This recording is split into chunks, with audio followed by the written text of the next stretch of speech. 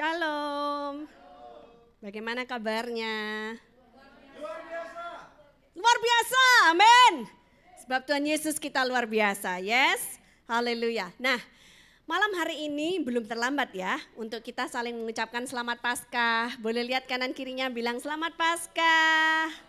Ya, Yesus bukan saja mati buat kita, tapi Yesus bangkit buat kita ya. Karena ada kebangkitan inilah maka kita sekarang punya pengharapan yang lebih di dalam Tuhan. Amin ya. Karena kalau mati saja nggak bangkit nggak ada artinya gitu ya. Tapi karena Yesus bangkit maka kita mempunyai pengharapan yang luar biasa di dalam Tuhan. Nah, malam hari ini saya akan membagikan sebuah tema khotbah yang berjudul menemukan satu yang hilang. Nah, pertanyaannya apa yang hilang dalam hidupmu? Coba. Apa yang hilang di dalam hidup saudara ya? Dapat ditemukan di dalam Yesus Tuhan. Amin. Apapun juga, katakanlah lagi kehilangan pacar, lagi kehilangan suami, lagi kehilangan istri, kehilangan anak, kehilangan orang tua. Apa? Nggak kehilangan gubernur, cuman ganti gubernur yang baru ya kan. Apapun kehilangan yang kita punya, maka kita dapat temukan di dalam Yesus Tuhan. Yang percaya katakan amin. Ya. Nah, saudara tahu nggak? Saya mau kasih tahu satu hal. Kalau barang loakan hilang, mungkin kita nggak akan sibuk untuk mencarinya. Ya, kenapa? Karena harga barang loakan itu murah. Benar apa enggak? Ya, kita bisa pergi ke pasar loak lagi untuk beli, ya kan, gantinya. Tapi, tahukah Anda bahwa saudara dan saya itu diciptakan berharga di mata Tuhan? Amin.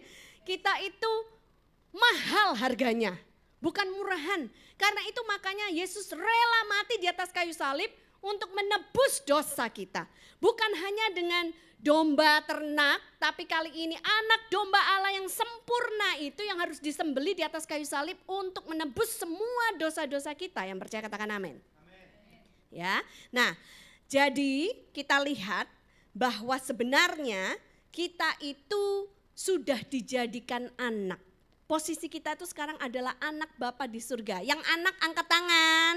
Ya, nah karena posisi kita anak, apalagi kita anak bukan barang ya. Barang kalau mahal aja, kalau hilang kita pasti akan cari-cari. Ini posisinya anak.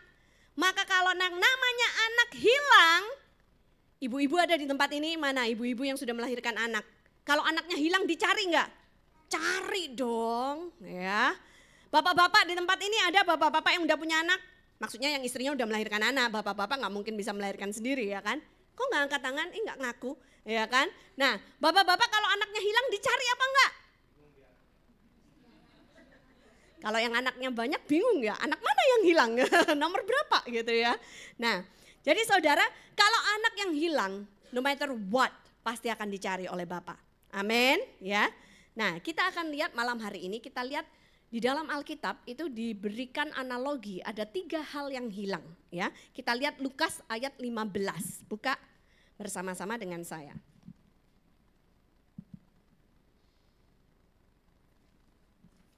Lukas ayat yang ke-15. Nah, yang pertama-tama di perikop ini dikatakan tentang domba yang hilang ya. Para pemungut cukai dan orang-orang berdosa biasanya datang kepada Yesus untuk mendengarkan dia. Maka bersungut-sungutlah orang-orang Farisi dan ahli-ahli Taurat katanya, ia menerima orang-orang berdosa dan makan bersama-sama dengan mereka. Lalu ia mengatakan perumpamaan ini kepada mereka. Baca sama-sama ayat 4. Siapakah di antara kamu yang mempunyai 100 ekor domba dan jikalau ia kehilangan seekor di antaranya, tidak meninggalkan yang 99 ekor di padang gurun dan pergi mencari yang sesat itu sampai ia menemukannya. Dan kalau ia telah menemukannya, ia meletakkannya di atas bahunya dengan gembira dan setibanya di rumah ia memanggil sahabat-sahabat dan tetangga-tetangganya serta berkata kepada mereka, bersukacitalah bersama-sama dengan aku sebab dombaku yang hilang itu telah kutemukan. Aku berkata kepadamu, demikian juga akan ada sukacita di sorga karena satu orang berdosa yang bertobat lebih daripada sukacita karena 99 orang benar yang tidak memerlukan pertobatan. Ada amin. Tuhan kita tuh luar biasa. Tuhan kita diibaratkan sebagai gembala yang baik. Gembala yang baik dia rela meninggalkan 99 yang tidak lagi tersesat ya. Tentunya ditaruh di kandang yang aman gitu ya. Lalu dia akan pergi untuk mencari satu domba yang hilang itu. Ada fotonya bisa ditampilkan? Ya, seperti ini saudara, lihat. Domba itu tidak berdaya, dia tidak tahu jalan pulang. Apalagi kalau dombanya lagi berada hampir jatuh di jurang seperti itu ya kan. Dia memerlukan pertolongan gembalanya. Dan gembala yang baik dia akan pergi untuk mencari satu domba yang hilang ini. Karena satu domba yang hilang ini berharga di mata gembalanya. Ada amin. Ya, ini adalah satu perumpamaan yang indah sekali. Dan gak cukup Tuhan Yesus cuma ngomong satu kali. Di perikop yang sama Tuhan Yesus memberikan pengajaran 3 kali. Kemudian yang kedua dia berbicara tentang dirham yang hilang. Ya, kita lihat Lukas 15 ayatnya yang ke-8. Perumpamaan tentang dirham yang hilang. Atau perempuan manakah yang mempunyai 10 dirham dan jika ia kehilangan 1 diantaranya, tidak menyalakan pelita dan menyapu rumah serta mencarinya dengan cermat sampai ia menemukannya. Baca ayat 9 sama-sama 2, 3.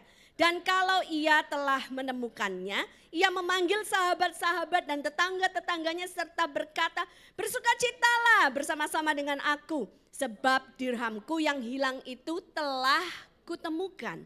Aku berkata kepadamu, demikian juga akan ada sukacita pada malaikat-malaikat Allah, karena satu orang berdosa yang bertobat. Diulang sama Tuhan Yesus. Kali ini perumpamaannya adalah tentang dirham yang hilang. Ya, bisa lihat gambarnya di situ ya. Mungkin sudah malam ya, dan zaman dulu kan nggak ada listrik, jadi nggak bisa tinggal pencet tombol lalu nyala lampunya ya. Jadi karena ada dirham yang hilang, maka wanita ini dia harus repot-repot turun lagi ya kan untuk menyalakan pelitanya. Saya sudah pernah share tentang pelita beberapa saat yang lalu ya kan.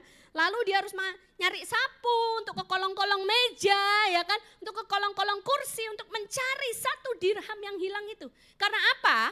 Karena bagi wanita yang hanya punya 10 dirham, 1 dirham itu berharga. Amin. Kalian pernah nggak mempunyai masa-masa dalam hidupmu di mana uang menipis banget? Dan saking menipisnya, biasanya koin-koin bertebaran itu kita nggak ambil pusing. Tapi kalau uang sedang menipis, apa yang kita cari? Koin-koin pun kita cari ya kan. Apalagi koin zaman sekarang kan 1000. Nah itu kalau ketemu 10 aja lumayan itu. Bisa beli di warteg ya kan. Ya, seperti itu, bisa naik busway dan lain sebagainya, bisa menyambung hidup satu hari lagi, bener nggak ya? Jadi seperti itu, kalau ketika kita punya banyak, maka nggak berharga lah koin-koin. Tetapi kalau punyanya cuma 10 koin dan hilang 1, saudara bisa bayangkan nggak? Ya, betapa berharganya 1 koin itu. Dan ada satu hal yang menarik, dari 2 perumpamaan yang Tuhan Yesus kasih ini, dia berkata ketika ketemu, maka sangat bersukacita baik gembala maupun wanita ini. Dan dia panggil teman-temannya, tetangga-tetangganya, mari datang bersukacita bersama dengan aku. Akan ada perayaan karena apa yang hilang itu telah kembali. Amin. Ini berbicara tentang sesuatu yang berharga, yang hilang dari hidup kita dan dikembalikan oleh Tuhan. Wow, pasti kita akan bersukacita. Ada amin. Ya. Terus kita lanjut. Perumpamaan yang ketiga, di satu perikop yang sama Tuhan Yesus ulang lagi. Dan kalau diulang sampai 3 kali berarti afdol ya. Berarti ini penting banget sampai Tuhan Yesus harus ngulang sampai 3 kali ya kan. Nah kita baca ayatnya yang ke-11. Perumpamaan tentang anak yang hilang.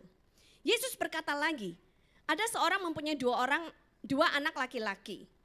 Kata yang bungsu kepada ayahnya, Bapa berikanlah kepadaku bagian harta milik kita yang menjadi hakku. Lalu ayahnya membagi-bagikan harta kekayaan itu di antara mereka.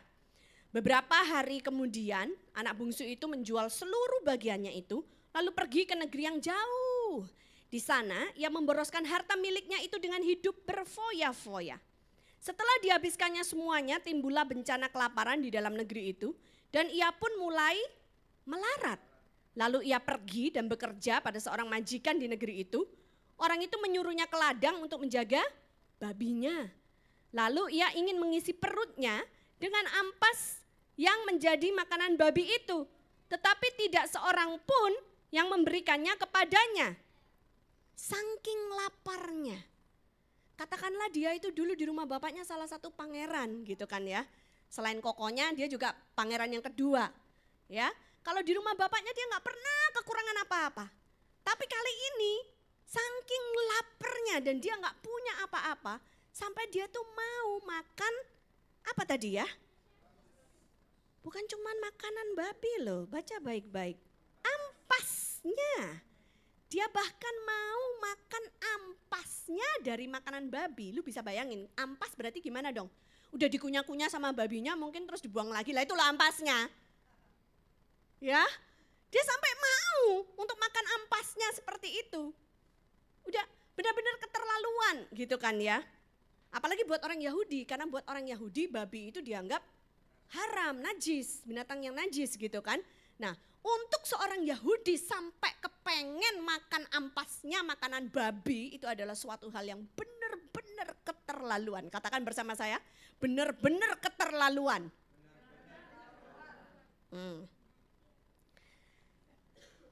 Kemudian kita lihat ayat 17, Roh Kudus bekerja dalam hatinya. Lalu ia menyadari keadaannya, katanya, betapa banyaknya orang upahan Bapakku yang berlimpah-limpah makanannya. Tetapi aku di sini mati kelaparan. Aku akan bangkit. Saudara, kalau engkau sedang terpuruk keadaanmu, kalau engkau sedang mau makan ampas babi, ampas makanan babi, ya kan, karena kesalahan yang engkau perbuat, apa yang harus engkau lakukan? Ayat 18 berkata, aku akan bangkit. Saya tidak tahu hari ini apakah mungkin Anda sedang lemas, mungkin Anda sedang sedih, hati Anda mungkin sedang kecewa karena apa yang terjadi kemarin dan kemarinnya lagi. Ya kan? Saya mau katakan satu hal, kita harus bangkit. Amin. Haleluya. Anak ini berkata, aku akan bangkit dan pergi kepada Bapakku dan berkata kepadanya, Bapa, aku telah berdosa terhadap sorga dan terhadap Bapa. Aku tidak layak lagi disebutkan anak Bapa. Jadikanlah aku sebagai salah seorang upahan Bapa. Maka bangkitlah ia. Maka dipikir doang gak cukup. Dipikir doang, gue mau bangkit nih dari keterpurukan gue. Gue mau bangkit nih dari kekalahan gue. Gue mau bangkit nih dari kekecewaan gue. Berpikir doang gak cukup. Bilang sama saya. Berpikir doang gak cukup. Jadi ayat 20 berkata, maka bangkitlah ia. Setelah berpikir kita harus lakukan. Bangkit. Coba bangkit dari dudukmu. Iya, wah Ibu Juliana yang paling keren gitu ya. Kayak ada per di sepatunya gitu kan ya. Coba lagi, bangkit dari dudukmu. Nah, oke duduk lagi. Coba lagi, bangkit dari kekecewaanmu. Nah, coba lagi, bangkit dari kekalahanmu. Nah, puji Tuhan. Sudah bangkit semua? Sudah bangkit? Semangatnya sudah naik kembali? Siapapun gubernurnya, Tuhan Yesus berkuasa memerintah dalam hidup kita. Amin. Puji Tuhan. Ayat 20, maka bangkitlah ia dan pergi kepada bapaknya. Ketika ia masih jauh, ayahnya telah melihatnya. Tahu nggak, ayahnya itu setiap hari nunggu anak yang hilang ini pulang. Bapak yang baik tidak punya maksud jahat kepada anak-anaknya. Kalaupun anaknya nakal, kalaupun anaknya pergi hidup sembarang, kalaupun harta bapaknya sudah dihabiskan.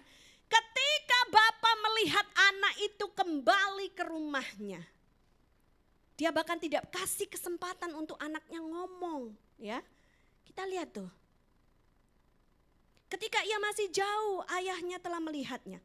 Lalu tergeraklah hatinya oleh belas kasihan. Mungkin pangeran yang dulu ganteng, yang dulu baunya harum, yang dulu bajunya keren, branded. Ya kan? Hari ini ketika pangeran itu balik ke rumah Bapa, Dari jauh Bapak sudah melihat kurus kering kerontang, tinggal tulang dan kulit. Bajunya compang-camping. Dekil banget kayak gak pernah mandi. Ya temenan sama babi gimana sih ya kan? Apalagi waktu udah deket baunya minta ampun. Tapi hati bapaknya tergerak oleh belas kasihan. Katakan belas kasihan. Ayahnya itu berlari mendapatkan dia. Lalu merangkul dan mencium dia. Gak peduli baunya kayak apa, namanya bapak tetap sayang sama anaknya. Kami punya 2 orang anak. Yang pertama Angelin sudah 17 tahun cewek. Yang kedua James ya, nanti beberapa hari ini akan ulang tahun. Cowok umur 7 tahun. James ini hobinya lari-lari. James ini kalau lari-lari bisa muter-muter gak habis-habis. Dan setelah dia lari-lari, dia akan datang pada kami. Mami, Daddy, dia peluk. Keringetnya minta ampun gitu kan ya. Ini rambutnya semua basah gitu kan ya. Dan kalau dicium bau memang. Tapi karena ini anak saya, biarpun bau saya tetap sayang. Ada amin ya.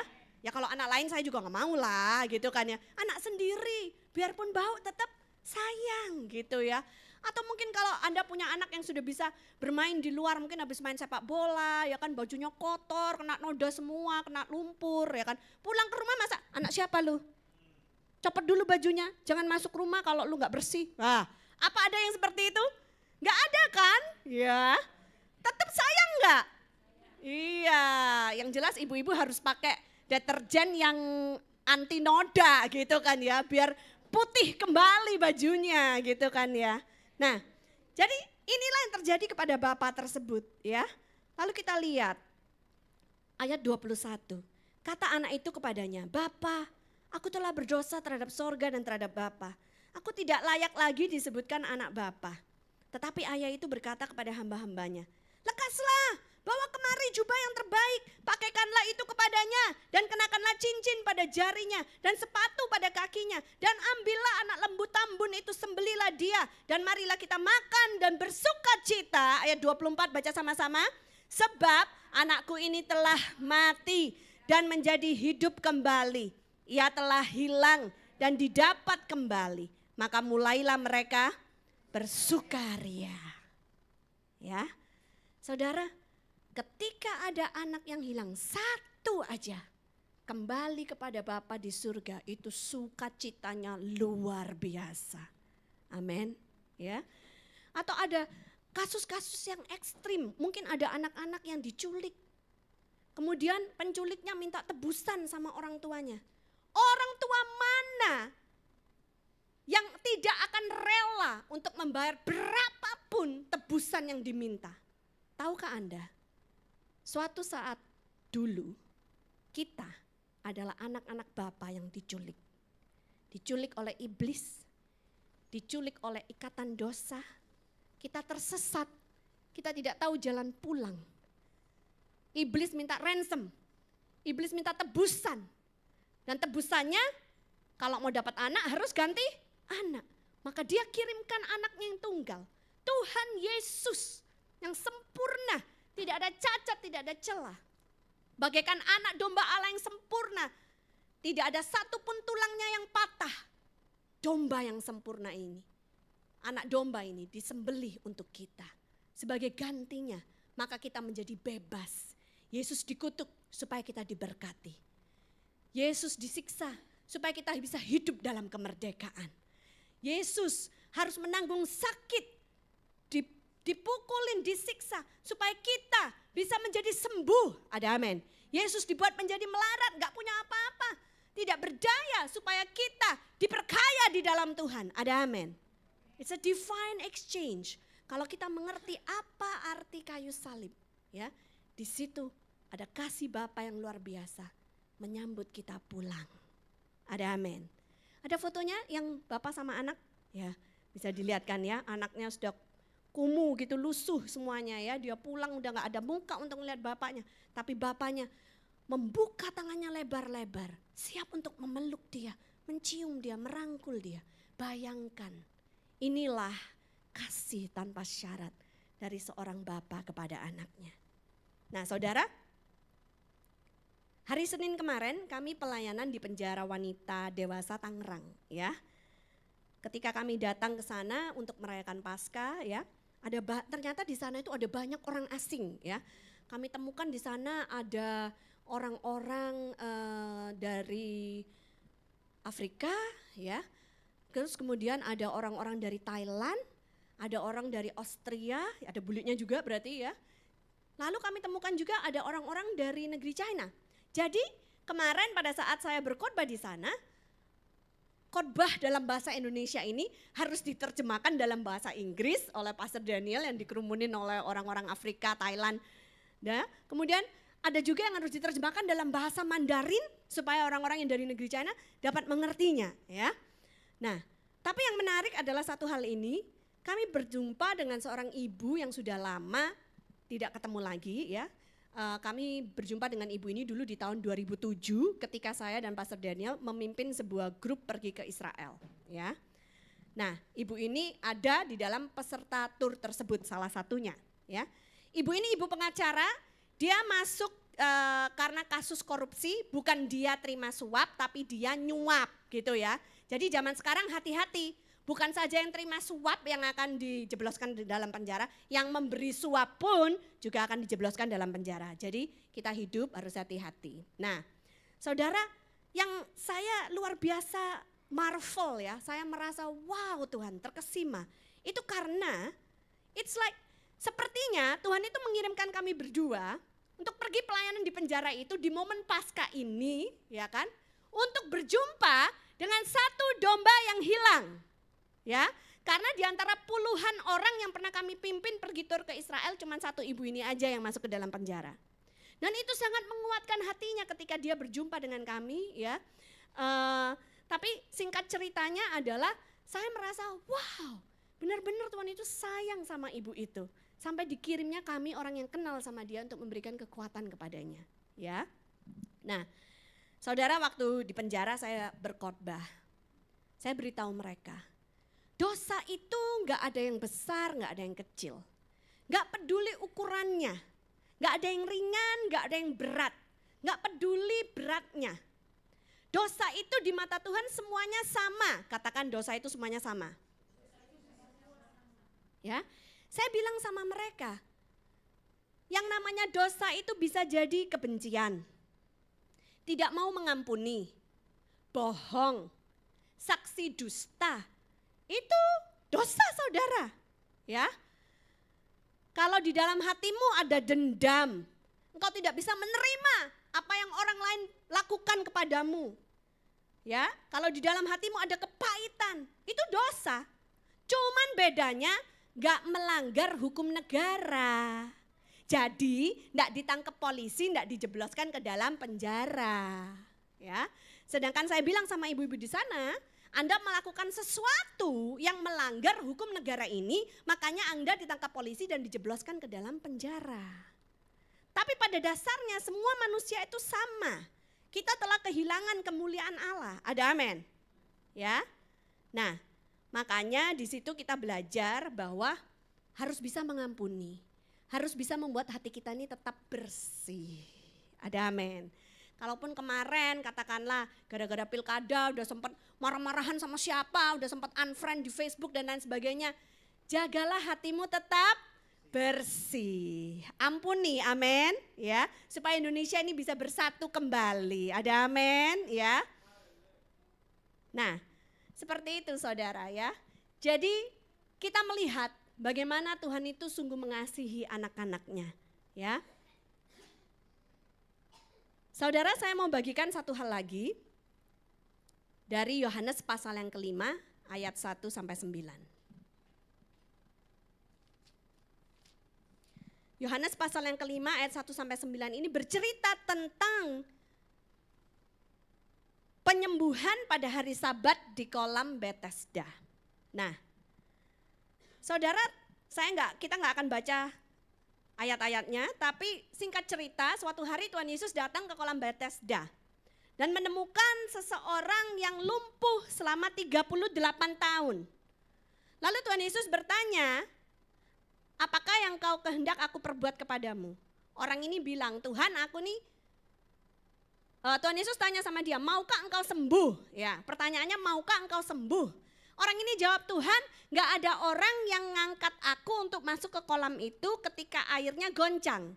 Karena dalam kepercayaan mereka, ada malaikat yang turun ke dalam kolam itu mengguncangkan airnya sehingga siapapun yang nyeburin diri pertama kali ke dalam kolam itu akan sembuh. Jadi kayak lotre gitu, satu aja yang sembuh ya. Nah saudara, kemudian Tuhan Yesus berkata kepadanya, bangkitlah, angkat tilammu dan berjalan. Lalu orang itu karena dia sudah punya iman, dia bangkit, dia angkat dan akhirnya dia sembuh ya. Nah kita semua sudah tahu cerita ini, yang sudah tahu lambaikan tangannya. Ya, oh yang kecil-kecil belum tahu. Pulang nanti baca Alkitab, oke? Nah, saudara sudah tahu bahwa saya sedang belajar kuliah malam ya, setiap hari Senin, online study dengan Israel Institute of Biblical Studies. Saya belajar bahwa ternyata ada sesuatu yang menarik tentang kolam Bethesda ini, yang malam ini saya mau bagikan kepada saudara. Ternyata kolam Bethesda ini ya, diperkirakan kemungkinan besar bukan kolam ritualnya orang Yahudi. Nah, kita belajar sejarah dikit ya. Ketika kerajaan Roma mulai berkuasa atas bangsa Israel, ya, maka Herodes melakukan banyak perombakan di Yerusalem, ya. Dikasih bangunan-bangunan yang baru, yang bermodelkan Romawi sedikit gitu, ya kan. Lalu bahkan dikatakan bait suci pun itu dilebarkan, dibuat lebih mengesankan, dikasih kolom-kolom yang baru dan lain sebagainya ya.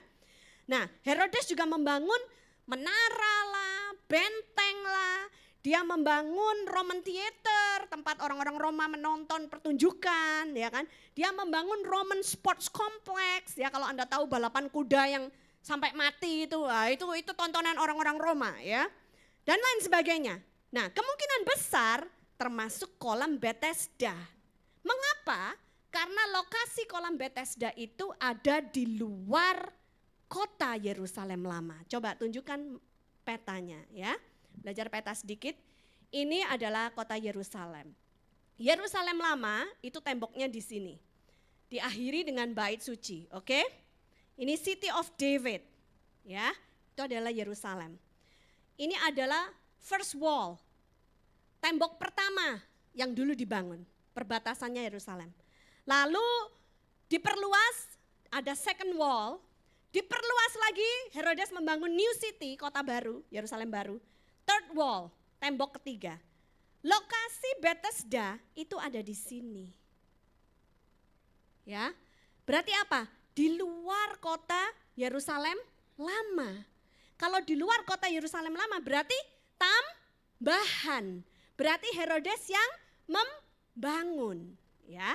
Kalau kolam Bethesda ini adalah kolamnya orang Yahudi, maka pasti akan ada di dalam kota Yerusalem lama. Which nanti kita akan pelajari ternyata Siloam ada kolam yang kedua, kolam Siloam itu lokasinya di dalam kota Yerusalem yang lama. Nah, saudara jadi terus gimana? Karena kolam Bethesda lokasinya ada di kota yang baru, ya, artinya dia bukan bagian dari kota Yerusalem yang original, yang dulu, ya. Jadi ketika Yesus menyembuhkan orang buta, dibandingkan dengan Siloam, jadi di kolam Bethesda Tuhan Yesus menyembuhkan orang yang lumpuh 38 tahun. Sekarang saya mau ceritain di kolam Siloam. Bisa tunjukkan gambar berikutnya? Ya seperti ini bangunan-bangunan yang ditambahin oleh Herodes ya. Jadi setelah tempel ini, setelah first wall ditambahin menara-menara ya. Nah ini baru Pool of Bethesda ya, di tengah-tengah sini. Ini masuk di dalam wilayah tembok yang ketiga. Berikutnya, gambar berikutnya. Gambar berikutnya lagi. Oh yang tadi yang ada panahnya 2. Nah yang ini ya, jadi yang panah pink itu Bethesda, yang panah biru ini adalah Siloam, ya. Nah, di Siloam Tuhan Yesus pernah menyembuhkan orang yang buta. Dan sekarang saya mau buka dikit ceritanya di Yohanes pasal yang ke-9. Yohanes pasal yang ke-9 ayat yang ke-6 sampai yang ke-9. Setelah ia mengatakan semuanya itu, ia meludah ke tanah, lalu mengaduk ludahnya itu dengan tanah, lalu mengoleskannya pada mata orang buta tadi.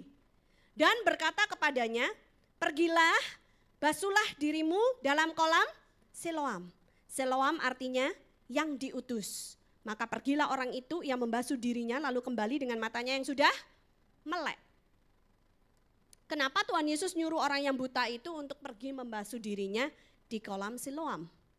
Sedangkan Tuhan Yesus tidak menyuruh orang yang lumpuh 38 tahun untuk menyeburkan dirinya ke dalam kolam Bethesda. Karena Tuhan Yesus tidak mau memberikan kredit kepada kolam Bethesda. Dan kita akan belajar lebih lanjut kenapa. Sedangkan Tuhan Yesus mau memberikan kredit kepada kolam Siloam. Karena kolam Siloam inilah tempat di mana orang-orang Yahudi berkumpul untuk melakukan ritual mandinya. Sedangkan kolam Bethesda adalah kolamnya orang Roma. Di mana orang Roma juga punya ritual mandi tapi beda dengan ritualnya orang Yahudi. Saudara, orang Roma menyembah Asklepios. Ini Greek god, dewanya orang Greka, ya. Dan ini adalah dewa yang ahli obat-obatan dan bisa memberikan kesembuhan juga, ya. Nah, Asklepios ini adalah anaknya Apollo dan cucunya Zeus. Oke, kalau kalian ngerti cerita tentang dewa-dewa Greka, ya, nggak tahu apa hubungannya sama Thor, saya juga nggak tahu. Nah, kemungkinan besar ya ritual inilah yang terjadi di kolam Bethesda, ya. Jadi mereka itu karena ada buku-buku literature Yahudi lama yang kalau dipelajari itu bilang orang-orang Roma yang menyembah dewa Asklepios ini akan selalu berkumpul di bath ya, di tempat mandi gitu, dan mereka selalu tempat mandinya itu selalu dikerumunin orang banyak, persis seperti kejadian yang kita baca di kolam Bethesda, ya. Dan akan ada kesembuhan yang terjadi. Nah, ceritanya kemudian Anda mungkin bertanya, tapi kan ada ayat yang bilang di kolam Bethesda itu ada malaikat yang menggoncangkan air, ya kan? Nah, ketahuilah bahwa itu adalah ayat tambahan yang dulunya dalam manuskrip yang lama tidak ada. Jadi ditambahkan supaya ceritanya nyambung, supaya kelihatannya ini dari Tuhan, ya. Kita harus hati-hati, di zaman sekarang juga begitu. Enggak semua kesembuhan itu datangnya dari Tuhan, ya. Pernah ngeliat kan ya, kuasa jahat juga bisa memberikan kesembuhan. Kalau kita hanya mengejar kesembuhan, maka jangan-jangan kita akan kehilangan iman kita di dalam Tuhan. Seperti orang yang lumpuh 38 tahun ini. Kenapa dia bisa sampai ada di kolam Bethesda dan bukan di kolam Siloam? Karena mungkin setelah 38 tahun dia lumpuh, setelah 38 tahun dia menunggu kesembuhannya tidak terjadi, maka hatinya mulai goyah, imannya mulai goncang, dan dia kemudian berpikir, aku pergi aja ke dewa yang disembah orang Roma, mungkin di sana aku bisa mendapatkan kesembuhan. Dan tahukah Anda, ketika orang yang lumpuh 38 tahun ini pergi ke kolam Bethesda, listen to what I'm going to tell you. Tuhan Yesus datang ke kolam Bethesda untuk mencari satu anaknya yang sedang hilang. Berikan sorak-sorai buat Tuhan Yesus. Dia tidak biarkan anaknya terhilang. Pergi ke tempat yang salah, ke tempelnya dewa Asklepios. Tuhan Yesus pergi loh ke sana, Tuhan Yesus gak takut loh, kuasanya Tuhan Yesus lebih gede men, dari segala kuasa di dunia ini ada, amin. Ya, Tuhan Yesus tidak terintimidasi men, amin. Dan Tuhan Yesus melakukan mujizat di dalam kolam Bethesda ini, gak perlu nunggu sampai airnya digoncang malaikat. Tuhan Yesus kuasanya lebih besar dari malaikat manapun juga, amin. Saudara, ini suatu hal yang luar biasa. Ketika saya belajar ini saya sampai wow gitu ya. Melek mata saya ya. Mungkin asalnya setengah merem gitu ya. Tiba-tiba mendapatkan pewahyuan, mengerti lebih banyak. Apa yang dilakukan Yesus di kolam Bethesda itu? Dia menyelamatkan satu yang terhilang. Lalu kalau saudara baca di ayat, nanti pulang baca sendirilah ya, terlalu panjang kalau dibaca semua. Setelah orang itu sembuh, ketemu lagi kan sama Tuhan Yesus. Lalu Tuhan Yesus bilang apa? Pergi dan jangan berbuat dosa lagi. Karena nanti keadaanmu bisa lebih parah. Artinya apa? Tuhan Yesus tahu bahwa ketika orang ini pergi ke kolam Bethesda, dia meninggalkan imannya, dia meninggalkan Tuhannya. Dia udah gak percaya lagi sama Tuhan, terlalu lama nunggu jalannya Tuhan. Dia mau jalan pintas, dia mau yang cepat, dia mau pergi cari dewa yang bisa nyembuhin dia. Itu adalah dosa. Ya. Dan ketika Tuhan Yesus sudah menyembuhkan dia, Tuhan Yesus bilang jangan berbuat dosa lagi. Tahukah Anda bahwa keraguan-raguan, ketidakpercayaan itu adalah dosa? Apa yang saat ini sedang Anda ragu-ragui? Janji Tuhan yang mana yang saat ini sedang tidak Anda percayai?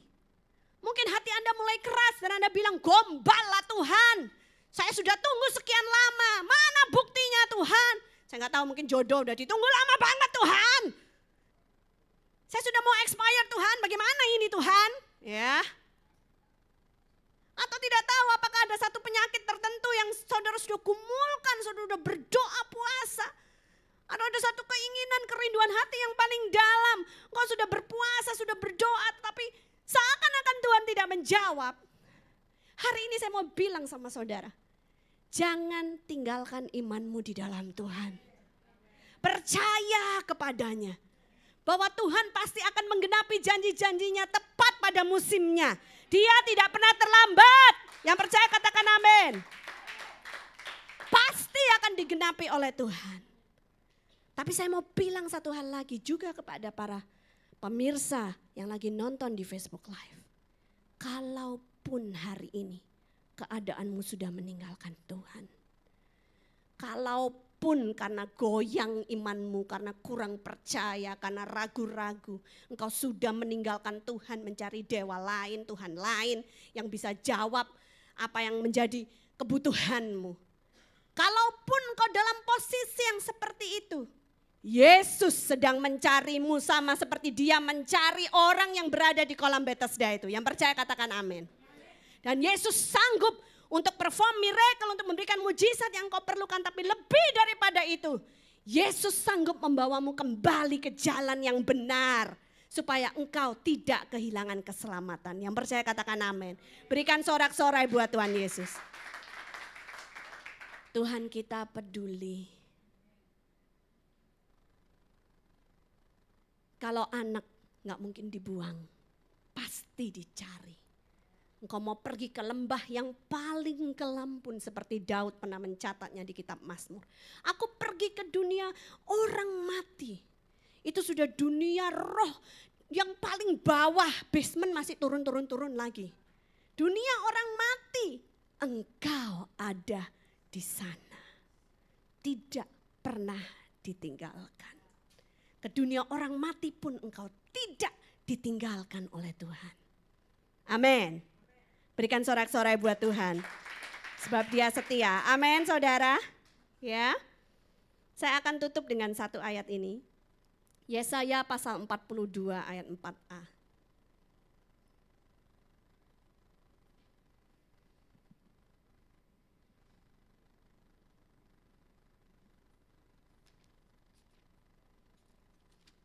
Yesaya pasal yang ke-42, ayatnya yang ke-4a. Yang sudah ketemu katakan amin. Kita baca bersama-sama.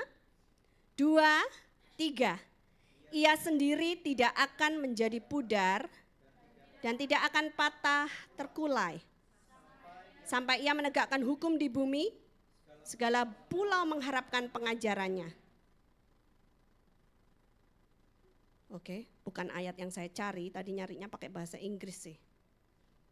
Oke, but anyway, ayat 3. Oke, kita baca ayat ketiga. 2, 3.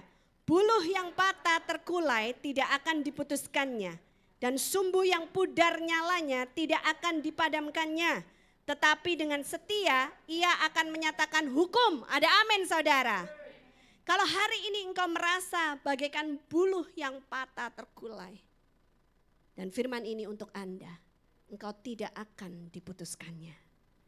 Kalau engkau merasa hari ini bagaikan sumbu yang sudah pudar nyalanya, guess what? Tuhan tidak akan memadamkannya. Malah engkau akan dibuat jauh menjadi lebih berharga, jauh lebih menyala. Ada amin? Ada amin, katakan amin. Luar biasa saudara ya. Saya harap saudara diberkati melalui perenungan singkat kita hari ini. Ya, kita bangkit berdiri.